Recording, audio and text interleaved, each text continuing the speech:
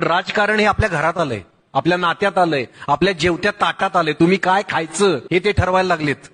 आपले WhatsApp group बघा, आपले बालमित्र शाळा सोबती जातीय धार्मिक विखार पसरवणाऱ्या पोस्ट करतात, त्यावेळी वेदना होतात आपल्याला की हाच माझा मित्र का तो लहानपणीचा. माणसामाणसामध्ये फूट पडायला लागली. जाणीवपूर्वक ही फूट पाडली जातीये.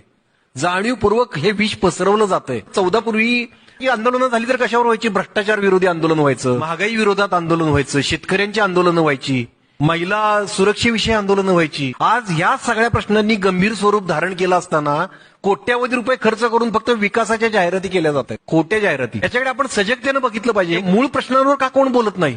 कुठलीही संस्था, घटनात्मक संस्था जी आहे ती स्वायत्त, स्वतंत्र, निष्पक्ष अशी राहिलेली नाही. आपण मतदान करताना या सगळ्याचा विचार केला पाहिजे.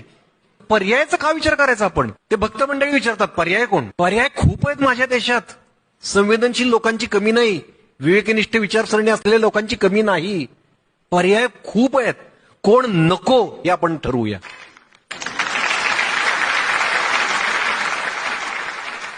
आपल्याला या देशात जातीय धार्मिक विखार पसरवणारी माणसं नकोत.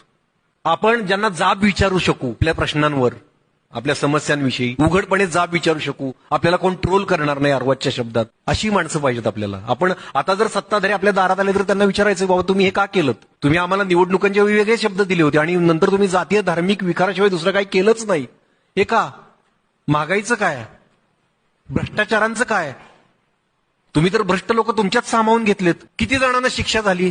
2, लालू प्रसाद यादव आणि चौथाला ओमप्रकाश. बाकी कुणाही शिक्षा नाही झाली. शिक्षेची भीती दाखवून थोडा काळ तुरुंगात ठेवून स्वपक्षात सामील करून घेतलंय आणि मग त्यांच्या गुन्ह्यावर पांघरून टाकलंय. हे विचारूया ना आपण, हे का? आणि विरोधी लोक जेव्हा आपल्या दारात येतील तेव्हा म्हणायचं की तुमच्यावर कुठला भ्रष्टाचाराचा आरोप नाही ना.